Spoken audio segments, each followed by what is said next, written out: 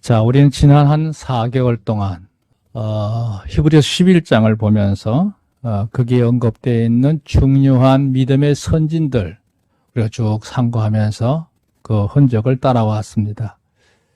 지난주까지 그 모든 강론을 다 마무리하고 이제 다음 달 성탄의 시즌으로 들어가기에 앞서서 이제 이 믿음의 선진들에 대한 결론을 좀 내려야겠다 하는 생각을 합니다. 왜냐하면 우리가 믿음이라고 하는 건 단순히 어떤 관념적이고 상상으로만 이루어진 주제가 아니고 실제적으로 우리의 생활 속에 굉장히 중요하기 때문에 이 믿음으로 인한 축복성을 우리 교우들이 누렸으면 하는 마음으로 이제 여러분의 생활 속에 적용할 수 있도록 오늘 말씀은 믿음의 처방전이라고 할 수 있습니다. 물론 단시간 안에 이 모든 걸 다 하기는 어렵지만 그래도 몇 가지 중요한 것들은 이 시간 거론하려고 합니다. 오늘 제목이 믿음의 양면성이라고 그랬습니다. 믿음이 귀한 것이긴 합니다만 이게 역사하는 면에 따라서 정말로 귀하고 축복되게 역사될 수도 있고 믿음이 있음에도 불구하고 잘 적용하지 못해서 그냥 관념적인 믿음으로만 끝나는 경우들이 있습니다. 믿음의 양면성이에요. 활발하게 역사하는 면도 있고 그냥 마치 선반 위에 올려놓은 어떤 치장품처럼 저기 믿음이 있다 하는 개념만 있을 뿐이지 실전 내 생활 속에 사용하지 못하는 그런 안타까운 현실들이 있을 수 있어요. 사실 오늘 저는 두 가지 사건을 같이 병합을 해서 말씀을 보려고 했는데 그렇게 하기엔 너무 복잡하고 오늘 낮엔 하나만 다루게 되고 오늘 저녁에 다시 한 면을 더 추가적으로 강론을 하려고 계획을 하고 있습니다. 자, 오늘 이렇게 보면요. 두 번째 문단에 이런 말씀이 있어요. 믿음은 하나님과 우리 인간 상호 관계에서 가장 중요한 요소다 그랬습니다. 하나님과 우리 관계만 그럴까요? 사람 간에도 제일 중요한 게 사랑인 줄 아십니까? 믿음입니다. 믿음이 바탕이 돼야 그 위에 사랑도 만들 수 있고 많은 꿈들을 함께 이루어갈 수 있는 겁니다. 서로 간에 상호 신뢰가 깨어져 버리면 믿고 의지하는 마음이 깨져 버리면 아무것도 이룰 수가 없어요. 더군다나 우리가 하나님을 섬길 때 제일 중요한 게 뭐냐? 하나님을 바로 알고 그분을 내 마음에 제대로 모시고 그분을 의지하고 사는 믿음이거든요. 믿음의 요소가 제일 중요합니다. 제일 중요해요. 지금도 우리 사회는 이제 이 믿음의 요소가 많이 이제 옅어진다고 할까요? 퇴색해 가고 있어요. 그래서 사람을 믿을 수가 없어요. 참 믿기가 어려운 시대예요. 그러니까 믿음, 소망, 사랑 이렇게 말하잖아요. 그러니까 믿음이 바탕이에요. 믿음이. 또한 저마다 다른 믿음의 질량을 따라서 세상과 개인의 역사들이 전개된다 그랬어요. 이건 2단계 얘기인데요. 믿음도 다 같지 않습니다. 사람마다 개개인을 따라서 믿음의 분량도 다르고 질도 달라요. 그 질량이 다른 거예요. 질량이. 그 믿음의 순도가 사람에 따라서 아주 순수한 자도 있고 그렇지 못한 경우도 있고 또 크기도 큰 자가 있고 작은 자가 있는 거예요. 분량도 많은 자가 있고 적은 자가 있는 거예요. 거기에 따라서 그에 맞는 결과들이 그 인생에게 펼쳐지게 될 것입니다. 누리게 됩니다. 하지만 믿음을 가지되 여전히 그걸 적용하는 면에서 제문 3단계인데요. 운용을 어떻게 할 거냐? 내가 가지고 있는 이 믿음을 어떻게 사용할 것이냐? 이 문제에 대해 우리가 오늘 이 말씀을 보려고 하는 거죠. 여기 그런 얘기 했어요. 부정적인 거거나 또 잡다한 다른 것들이 자꾸 이물질처럼 들어와서 혼합이 될 때 어떤 믿음의 역사들의 결과가 일어날까? 그 점을 오늘 보려고 합니다. 그러니까 이 믿음에는 믿음이라고 해서 다 좋게만 나타나는 것이 아니라 좋게 나타날 수도 있고 안타까운 현실로서 나타날 수도 있다. 동전의 양면이 있는 것처럼 믿음도 역시 그럴 수 있다는 거죠. 자, 오늘 얘기를 하려고 합니다. 오늘 이 본문의 말씀은 마태복음 9장부터 시작되고 있는 한 단락이에요. 이 무슨 단락이냐 하면 예수님께서 유대 땅에서 복음 사역을 행하실 때 갈릴리 지역을 한 3차례에 걸쳐서 사역을 하셔요. 그리고 지금 이 본문의 말씀은 마지막 갈릴리 사역이라고 보시면 돼요. 그래서 제3차 갈릴리 사역이라고 그래요. 이때는 참 예수님의 이미 유명세가 있고 이를 경계하고 있는 제사장들이나 바리새인들에 의해서 예수님 많이 시달렸던 그런 때예요. 논쟁이 많습니다. 그런 가운데 주님은 주님대로 참 하나하나 침착하게 마지막 복음 사역을 위해서 애쓰시는 장면이 마태복음 9장부터 시작해서 저 19장까지 한 10장에 걸쳐서 많은 분량을 기록하고 있습니다. 그렇게 이제 3차 갈릴리 이 전도 사역이 굉장히 중요하다는 걸 얘기할 수 있죠. 대표적인 게 이제 예수님이 그동안 데리고 다녔던 12명의 제자들에게 사도권을 부여합니다. 너희는 지금부터 사람들에게 나가서 나를 대행해서 행하는 하나님의 능력의 사도가 되라. 사도권으로 훈련하는 장면이 나와요. 그 12명을 이제 사도로 임명하시고 가나안 땅에 있는 모든 동네 빠짐없이 다니면서 회개하라 천국이 가까웠다. 이 구원 사역에 대해서 복음을 전하라고 했습니다. 그래서 너희가 가서 전할 때 반드시 조심할 문제, 뭐 이런저런 문제들을 이제 강론했던 것을 보게 되는데요. 그러던 어느 날 예수님을 위해서 참으로 헌신했던 유명한 사람 침례 요한이 순교를 당합니다. 어수선한 상황이에요. 이 요한이 순교를 당하고 난 이후에 벳세다라고 하는 지역에서 사역을 하고 계셨는데 그때 사람들이 무진장 많이 몰려들은 거예요.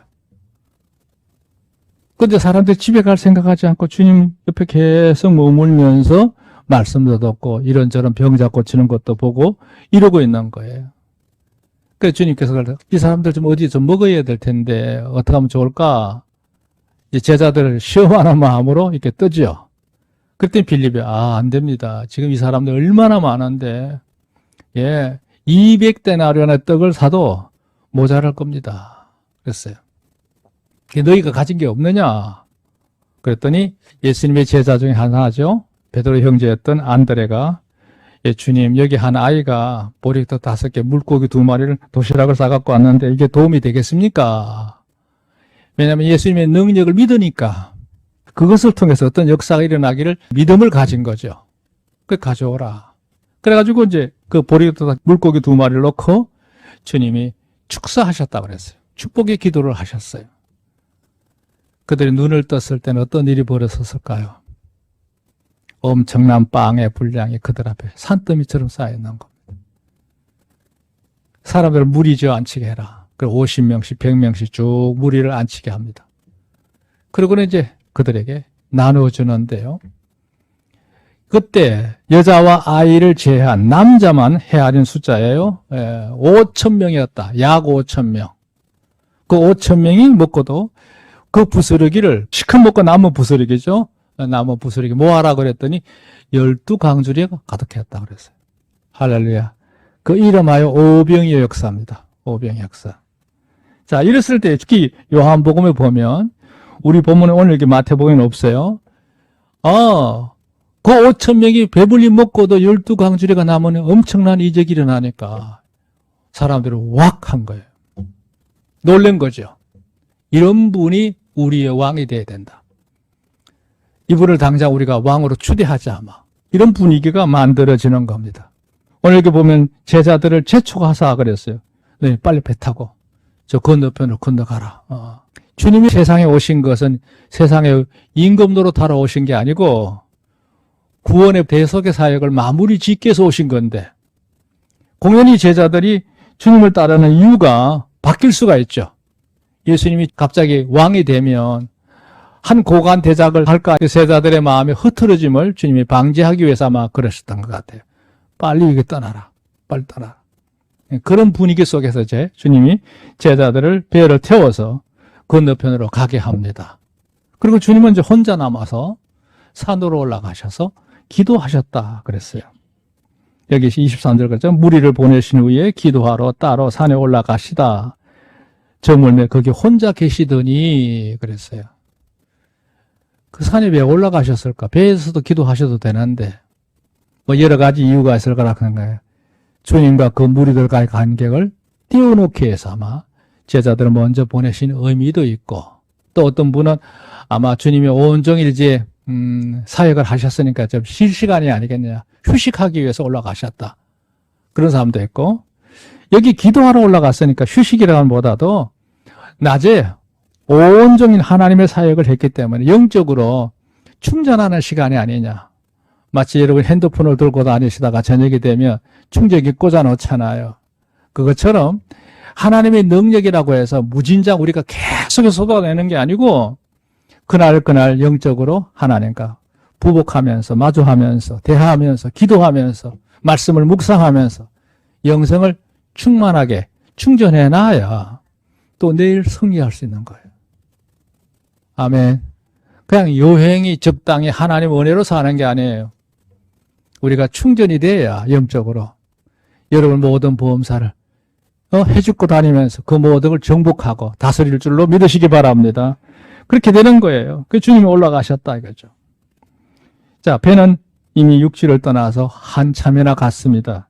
여기 보면 배가 육지에서 술이나 떠나서 바람이 거슬림으로 물결을 인하여 고난을 당하더라 그랬어요.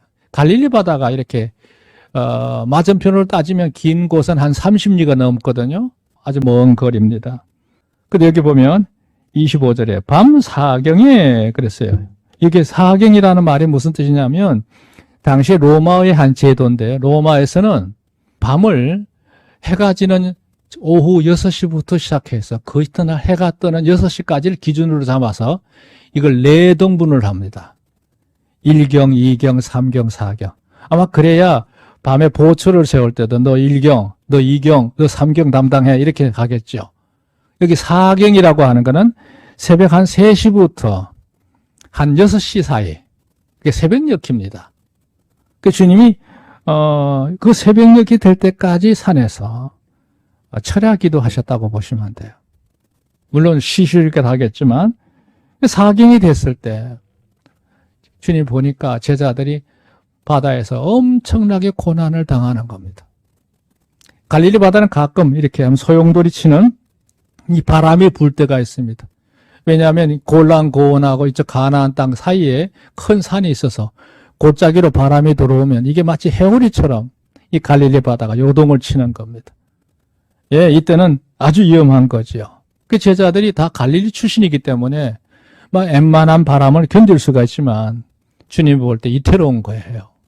기도하시다가 주님께서 그냥 물 위로 걸어서 제자들이 있는 배 있는 데까지 가시는 모습이 여기 나와요. 걸어서 제자에게 오시니, 예수님 물 위로 그런 사건이 바로 이 사건입니다. 그때 이제 희미한 새벽녘에 물 위에 이상한 물체가 가까이 오고 오니까 제자들이 유령이다 말이야. 예, 사람이 그렇게 걸어올 수 있는 건 문제가 아니고 분명히 유령이다. 헛개비를 본 것도 아니고 분명히 모든 자들이 이제 소리 지르고 공포에 뚫려 있습니다. 그때 주님이 그러셨죠. 여기 보니까 오늘 제일 떼지가요. 그래요. 따라합시다. 안심하라. 내니 두려워 말라. 왜 이런 풍랑을 만났을까요? 여기 영적인 의미가 그림이 있어요. 그래서 어떤 이들은 이렇게 말합니다. 우리가 주님의 곁을 떠나면 떠날수록 반드시 인생은 하나님으로부터 벗어날수록 큰 풍랑에 직면하게 된다는 거예요. 그것도 그럴 만한 얘기라고 할 수 있어요. 그러나 이건 주님께서 명령하셔서 그에 따른 거니까요. 자연적인 현상의 한 요소라고 봐야겠죠.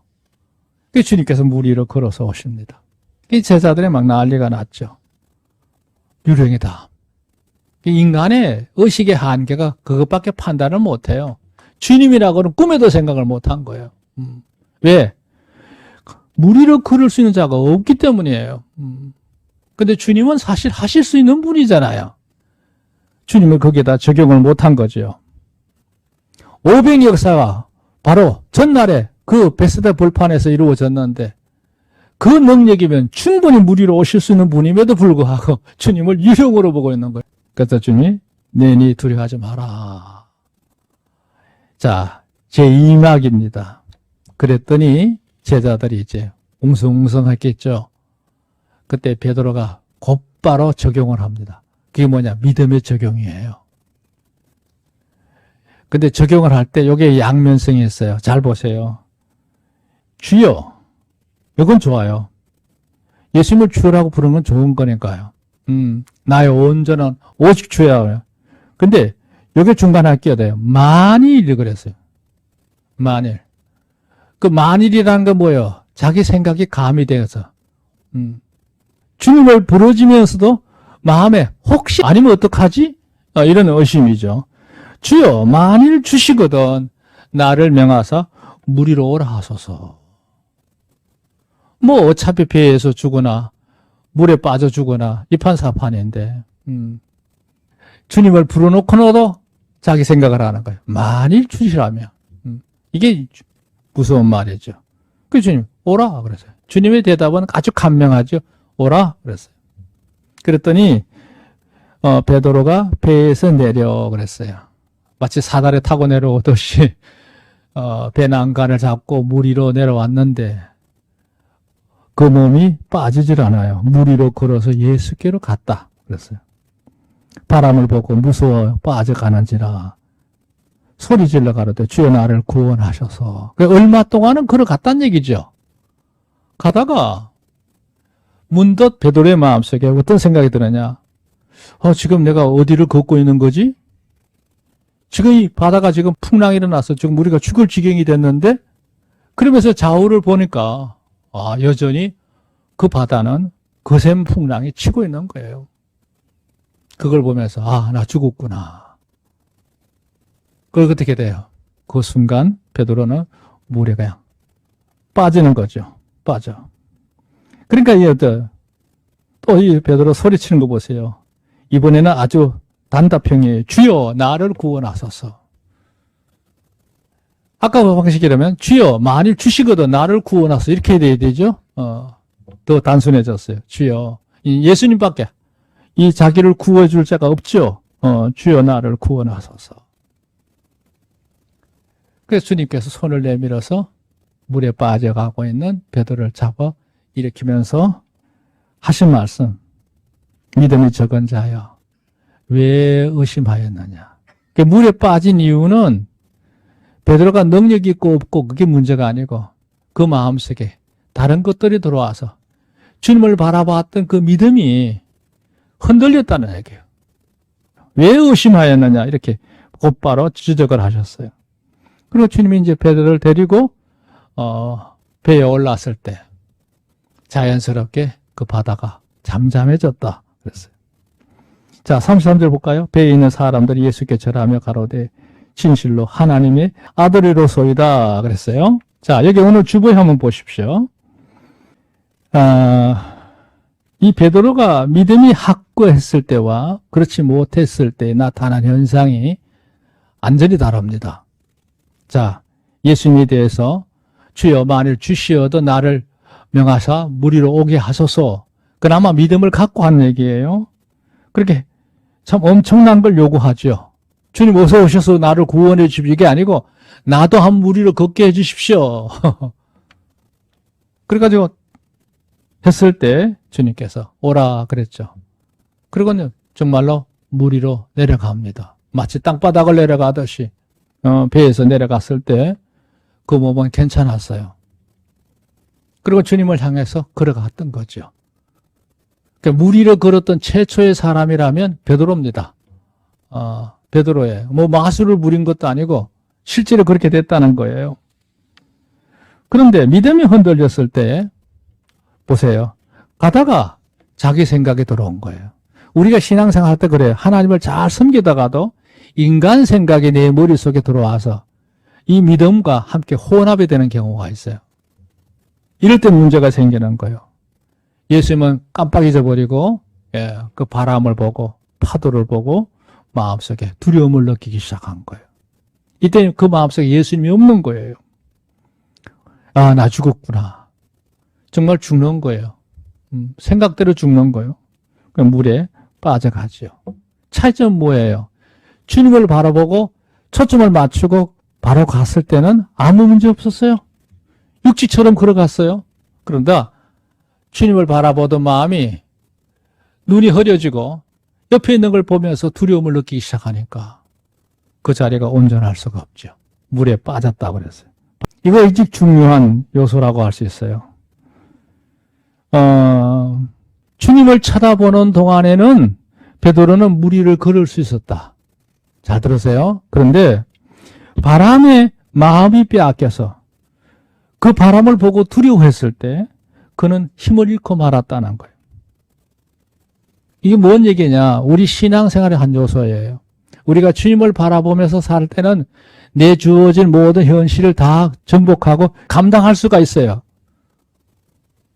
그러다가 내 현실 속에 계속 파도치는 그 현실을 보면서 걱정에 쌓이게 되고 이런저런 두려움을 느끼게 되고 마음이 흔들리게 되면 주를 바라보던 우리의 눈이 초점을 잃어버리는 거예요.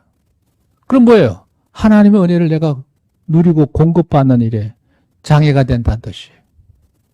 이게 중요한 말이에요. 우리 신앙생활 삶이 그래요. 우리가 주를 온전히 쳐다보는 동안에는 내게 주어진 모든 현실을 감당할 수가 있어요. 그러다가 살아가는 현실 속에서 내 주변의 것에 마음을 빼앗기기 시작하면 고난을 피할 수가 없는 거죠. 여기 오늘 주보 옆에 간주 하나 달아놨죠. 내 인생에 거센 바람이 불어오고 있다 해도 그걸 탓하지 마라 이거예요. 어차피 그런 바람은 누구에게나 있는 법이에요. 인생에 거센 바람이 없는 자가 누가 있겠어요. 생각지도 않는 일들이 일어날 수도 있죠. 그러나 보세요. 내 안에 믿음이 있다면 따라합시다. 내 안에 믿음이 있다면 누구를 만나요? 주님을 만나게 되고 모든 것이 잔잔해지는 귀한 은혜를 누리게 될 줄로 믿으시기 바랍니다. 이거 참 중요한 거예요. 오늘 설교는 너무 단순한 얘기죠. 네, 단순한 얘기. 내가 주를 바라보는 눈의 시야에서 주님을 바라보는 눈의 초점을 잃지 말라는 거예요. 우리가 살다 보면 이것저것 분주한 게 많고 관심 갖는 것도 많죠. 그거에 마음을 빼앗기다 보면 주를 바라보는 눈을 놓쳐요. 틀림없이 놓치게 돼요. 그 이후에 뒷감당 어떻게 가시려고? 못해요. 결국 나를 건져내실 분도 주님이신 거예요. 오늘 이 본문을 놓고 많은 이들이 논쟁을 해요. 어떻게 사람이 물 위를 걸을 수 있느냐 없느냐. 그거는 일반적인 사람들의 관점에서 보는 시각이고요. 이걸 영적인 관점에서 보면 이건 하등의 문제가 없어요. 예, 그건 시비거리가 될 수 없어요. 여기서 말하는 건 뭐냐면 내 안에 있는 믿음이 얼마만큼 역사될 수 있는가 하는 걸 보여주기 위한 하나의 예시거든요. 예시. 예. 믿음은 이와 같이 큰 역사도 일으킬 수 있다 하는 걸 보여주는 거예요. 그걸 보여주기 위한 사건인 것이지 이게 모든 사람이 그대로 적용이 돼서 주여 믿습니다 하고 낙동강에 뛰어내리면 안 죽어요? 죽어요. 제가 신학교 다닐 무렵이니까 한 50년 됐네요. 그 해에 7월에 아주 큰 장마가 져서 경기도 지역에 한번 난리가 난 적이 있어요. 오살리에 있는 수목원 기도원에 신학생들이 기도하러 갔다가 거기서 큰 은혜를 받고 내려오는데 보니까 골짜기에 물이 너무 많은 거야. 근데 그 은혜 받은 뜨거운 마음을 갖고 주여 믿습니다. 나도 베드로처럼 걷겠습니다. 들어갔는데 적응하지 안 나왔어요. 왜 그래요? 베드로는 됐는데. 그거는 잘 들으세요. 베드로가 겪은 이 사건은 베드로 현실에서 이루어진 일이지 모두가 공론화되는 현실이 아니에요. 그럼 베드로가 그 당시 상황에서 그 믿음을 가지고 그 믿음의 역사를 적용한 면이에요. 근데 이게 보편적인 믿음이라고 생각하고 문자적으로 해석해서 나도 낙동강에 뛰어내려봐. 아닙니다. 갑니다. 이게 말하는 건 여기 풍랑치는 갈릴리 바다는 우리 인생에 여러 가지 다가올 수 있는 고난을 의미하기도 해요. 여러분은 사람마다 겪는 여러 가지 고난들이 다 달라요. 파도치는 모습이 달라요. 거센 바람이 불지라도 흔들리지 마시고 주를 바라보는 그 눈에 초점해서 흐려지지 않기를 주님을 축원합니다. 이런저런 잡다한 게 자꾸 들어와서 내 마음을 흔드는 요소가 있다면 단호히 배척하라고 하는 말씀을 우리에게 주시기 위해서 이 사건의 한 예를 소개한 거예요. 잘 보셔야 돼요. 두 번째 하나 생각할 것은 우리가 살다가 이런저런 일들을 만나면 왜 주님 나에게 이런 고난을 주십니까? 내가 주님을 얼마만큼 섬기는데 왜 이렇게 주십니까? 그렇게 하나님 원망하거나 불편한 마음 가질 필요가 없어요. 방법이 있잖아요. 이미 주님은 가까이 와 계셔서 내가 그걸 감당할 수 있을 만한 믿음만 가지면 돼. 또 이것을 통해서 많은 것들을 도리어 바꿀 수 있는 지혜를 주시든지 하나님께서 주시는 그 능력을 우리가 덧입는 게 중요한 거지. 이걸 놓고 왜 이런 일이 일어나야 됩니까? 어쩝니까? 그렇게 하나님 앞에 시비 걸 필요 없어요. 주 안에서 여러분 삶 속에 은혜와 구원을 위해 부족하면 삶이 되기를 주님을 축원합니다. 오늘 이 말씀이 참 중요합니다. 그러니까 오늘 여기 마지막 그랬죠. 오늘 이 본문은 사람이 무리를 걸을 수 없느냐 논쟁할 필요가 있는 문제가 아니다. 그건 베드로에게 주어진 현실이고. 그러니까 여러분이 어떤 일을 만나든지 세 가지 경우 중에 하나야. 그걸 맞서서 이길 수 있는 능력을 받든지 아니면 하나님께서 그 모든 것을 통해서 피할 길을 주시든지 또 아니면 그것을 통해서 내가 귀한 교훈을 얻고 내 삶이 더 한층 더 클 수 있는 연단의 기회가 돼서 하나님 앞에 구원을 이루는 상급을 이루는 기회가 되든지 이 셋 중에 하나란 말이죠. 오늘도 이 시대는 우리에게 믿음을 요구하고 있습니다. 제대로 된 믿음을 그냥 관념적으로만 가지지 마시고 여러분 실생활 속에서 하나님의 사는 역사가 여러분 삶 속에 늘 함께 하시기를 축원합니다.